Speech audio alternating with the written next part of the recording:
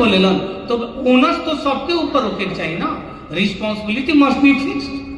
खाली यही 3 आदमी से क्यों कहना?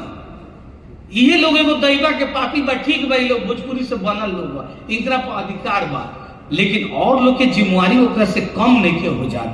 ये बात के हमी के संज्ञान में रखे के चाहिए और संज्ञान में रखला के साथ उन लोग के जगाए के पड़ी। आदरणीय दुबे जी आगे चली, हम ही अगर यहाँ के पीछे ना रहे सतरुआ कहे, हम सबके सामने हम उद्घोषणा करतानी कि भोजपुरी जन जागरण अभियान हुआ साथे रही और जहां पर मुझे एक गोल पे खड़ा रही। महेंद्र भैया खड़ा रही अगर मना करिए, अगर ना रही तो बताइए। रह गई बात की जब सब समाज खड़ा रही तो शिवजी सिंह थोड़े ना भाग जाइए। रहुए तो आज बोले बने उनका के आज लाइफ टाइम में अचीवमेंट देवे के, बस रिटायरमेंट मत करा दे उनका, ये ध्यान रखा कि रिटायर मत हो जाए। तो उनकर अभी ऊर्जा जो बचल बा ऊर्जा के हम के सदुपयोग करे जाए। और वो लगे एक दो बात और करके हम बानी के विराम दे। देखिए यही दिल्ली में अकादमी बनल, एगो दिल्ली के अकादमी बा जब रउआ लोग के प्रयास से बनल, जौन धकाधक चलता। बिहार वाला मर गए दुका के, और मध्य प्रदेश वाला टुकटुका आता, IMA वाला तनी दौड़ता। तो रउआ एगो बात जान ली कि साहित्य अकादमी वाला पर भी तनी जोर देवे पड़े। एशिया के सबसे बड़ा कार्यक्रम, विश्व के सबसे बड़ा कार्यक्रम, आज 3 साल से भोजपुरिया के उपेक्षा हो रहा बा और हमी के एकता के कमी बा कि आज साहित्य अकादमी वाला हमी के पूछत नहीं के, हमी के वजह लिख लिख के चिट्ठियों देता नहीं तो हमी के बोला के राजी नहीं थे। रउआ लोग के गौरव के बात बा, अस्मिता के बात बा कि भोजपुरी क्षेत्र हो कि पूरा जौन साउथ ईस्ट के देश बा, रउआ देश के ओर प्रणाम करेला। काहे से वही जमीन में भगवान बुद्ध पैदा भइले। जैसे मक्का मदीना के ओर मुसलमान लोग नमाज पढ़ेला पश्चिम ओरी, वही तरह भोजपुरिया क्षेत्र में के ओरी पूरा ही देश जौन बा, कोरिया से लेके कंबोडिया और थाईलैंड से लेके म्यांमार सब प्रणाम करेला, ये नमस्ते करेला। तो ये हमी के भोजपुरिया क्षेत्र, हमी के अस्मिता में कोई कमी नहीं है, लेकिन हमी के भाषाई अस्मिता जगाए के पड़ी। और एकरा जगावेला रउआ लोग कि हम आश्वासन देता नहीं कि हमरा के जहां दुबे जी खोजे, अगर दुबे जी कहीं आजे घोषणा करी कि एगो कोऑर्डिनेशन टीम बनी, हमी के जन जागरण अभियान को मैं मर्ज कर देता नहीं। बहुत बढ़िया। आज घोषणा रउआ करी कि हम राष्ट्रीय कोऑर्डिनेशन टीम के तैयारी करता नहीं। उमाशंकर साहू क्रिया खास, आई जनार्दन सिंह क्रिया खास, हम पहले क्रिया खा के कहता नहीं कि हम सबसे पहले साथे आवता ना तो ये जन क्रिया खा के अपना घर जाके डफली मत बजाइए। कहा से हम ढेर जाने के देखे नहीं, ढेर जाने के जाना जाना तब हम बूढ़ा गए नहीं, अब इंसुलिन ले पड़ता। तो ये बात के जान लो कि एक गो लक्ष्य, एक गो बात कि हमी के लड़ाई एकजुटता के साथ होके, एक साथ मिल के होके। और हमरा पर भाई जी बहुत आरोप लागेला, चूंकि हम सबाल्टर्न लिटरेचर के राइटर हैं। बद्री नारायण तिवारी लिखेलन तो उनकरा के कोई ना बोली, अभय दुबे के कोई ना बोली, बजरंग बिहारी तिवारी के कोई ना बोली, संतोष पटेल लिखियन तो बोल दी गई ब्राह्मण विरोधी है। ये सब फालतू वाला गप है। जो राइटिंग है, डिस्कोर्स है, डिस्कोर्स हर एक आदमी लिखता है, उससे कोई किसी का विरोधी नहीं होता है। हमारी भाभी वहां बैठी है, देख लीजिए, पूछ लीजिए कि कितना बड़ा विरोधी है। उधर हमारी बेटी बैठी है, इधर जेपी भैया बैठे हैं, अजीत दुबे जी बैठे हैं, आप कहने के लिए है, महेंद्र भैया बैठे हैं, दुनिया, उमेश भैया कहने के लिए मेरे ऊपर बहुत आरोप लगाए। महेश जी बैठे, अरे डिबेट करो, डिबेट करने से कभी कोई जाति विरोधी हो जाता है। ये सब बात दिमाग में ना रखे के, और कभी लोग और बात करे तो और जगह कर ले, करेला हम तैयार बनी। लेकिन हम एक बात कहें अपन बानी के विराम देवे के पहले कि सर एक बार हमारे बात पर ध्यान दिए कि ये वो कोऑर्डिनेशन टीम के घोषणा करी, सब लोग मिल के एक बार लड़ाई करल जाओ। और ये लड़ाई जमीन तक चले, जौन अजीत भैया बोलना हुआ कि एगो हमी के रथ निकालल जाओ। काहे से कि भोजपुरी के लड़ाई जब तक जन जन से ना जुड़ी, हमी के मान्यता में हमेशा दिक्कत आई। ये शब्द के साथ कि संघे शक्ति कल युगे, ये बात की जब तक हमी के साथ ना रह जाए हमी के लड़ाई अंतिम दौर में ना पहुंची। जय हिंद, जय भोजपुरी। आज तो दुबे जी बोले बानी, सब लोग आ गए बा, ईमानदारी से आ गए बा। दुबे जी आज से नहीं की बोला, हम दुबे जी के लगे 2004 से जाते हैं। दुबे जी के याद है वहाँ के घर है, पहला बेर एसी लागल रहे तो हम एक बैठल रही सन वहाँ के डाइनिंग हॉल में। का बाबा गलती कहता नहीं, तो हम के पहले बेर एसी के हवा खैनी सब, बहुत पूर्वांचल के लोग गए रहे। 2004 के बात है, ईमानदारी से हम बताओ तो कैसे 2003 में हम पालम आए गए।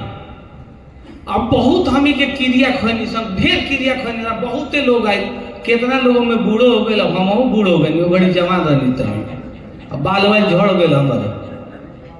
अब बड़ी क्रिया लोग कहले कि हाँ अब तो हमी के कह दिए, अब भोजपुरी जब माने ना, अब आंदोलन हो गई, अब हो ही के रही।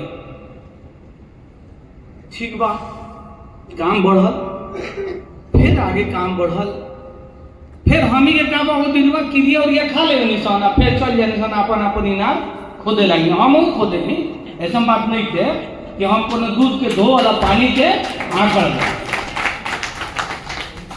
लेकिन सवाल ये बैठे कि एक बादो मीटिंग भई, दुबे जी के हम ये कहनी सर वह गार्जियन बनी, आप बाप बनिए, हम लोग बेटा बनने के लिए तैयार हैं।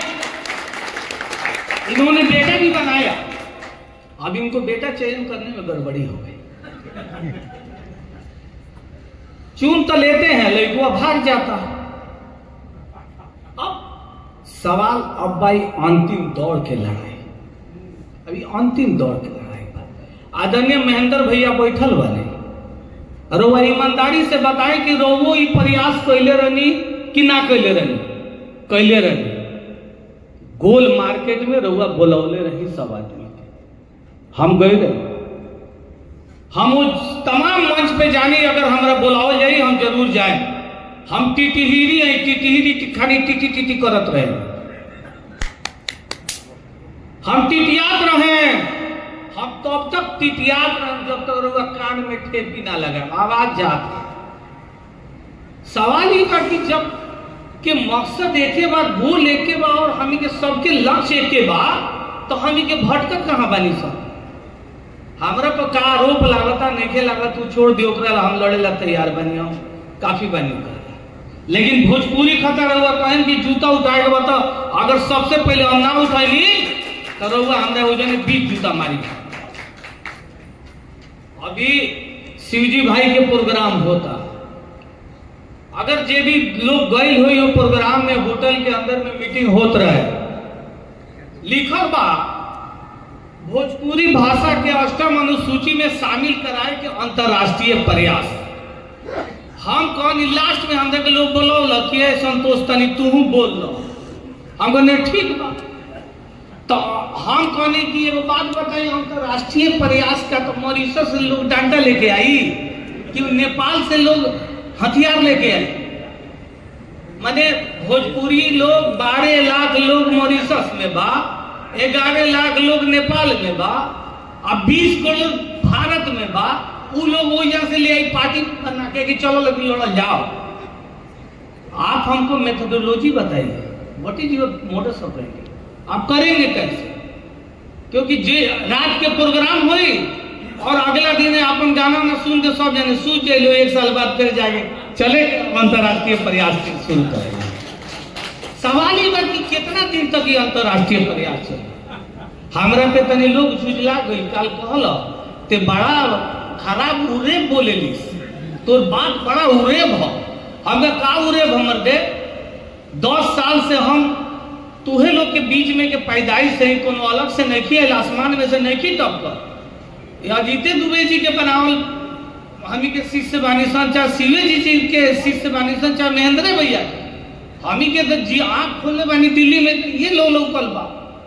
अगर हम झूठ कहीं तो रउआ बताई, तो आखिर रउए लोग में काहे गठजोड़ नहीं के होकर? हम तो मान ली टिटिहिरी है, रउआ लोग गठजोड़ करी, लड़ाई शुरू करी और लड़ाई के अंतिम रूप दिया। देखिए प्रशासनिक क्षमता के उपयोग होके तो शिवजी सिंह के भी ताकत के उपयोग होके, संतोष पटेल के टिटिहिरी के उपयोग होके, ओने बैठल बड़ी लक्ष्मी उपाध्याय उ गीत गौ नहीं कहियन, हमार महेंद्र भैया के बैठल बनन, उनकर हुई अशोक सर बैठल बानी, तमाम तरह के लोग बैठल बा। एगो ऐसा ऑलरेडी यहाँ के बता चुकनी, उमा शंकर जी बता चुकनी, हमी के एगो काम करे पड़ी, एगो कहीं ना कहीं से कोऑर्डिनेशन अब खड़ा करे पड़े। बहुत देर हो गई, गंगा जी में ढेर पानी बह गया, बहुत भैली। अब अगर वो लेट करे तो भोजपुरी के मान्यता खतरा खाली मनोज तिवारी के, रवि किशन और निरहुआ के बोलल हमरा लागत ठीक नहीं के, और ही जाने काची हो वो लोग कहाँ से आई बा। हमारे बेतिया के एमपी का भोजपुरी ना बोलेलन, मोतिहारी के एमपी भोजपुरी ना बोलेलन, सिवान के एमपी भोजपुरी ना बोलेलन, छपरा के एमपी भोजपुरी ना बोलेलन।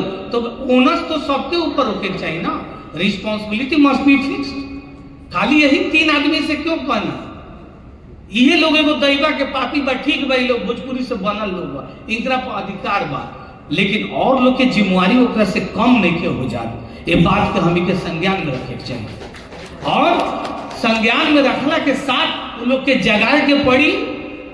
आदरणीय दुबे जी आगे चली, हमी अगर यहाँ के पीछे ना रहे सतरुआ कहे, हम सब के सामने हम उद्घोषणा करतानी कि भोजपुरी जन जागरण अभियान हुआ साथे रही, और हुआ जहां पर मुझे एक गोड़ पे खड़ा रही, महेंद्र भैया खड़ा रही, अगर वह मना करी, अगर ना रही तो बताई।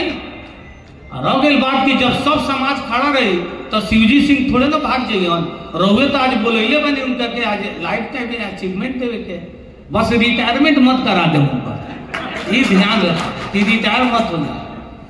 तो उनका अभी ऊर्जा जो बचल बा ऊर्जा के हम के सदुपयोग करे, और वो लगे 1-2 बात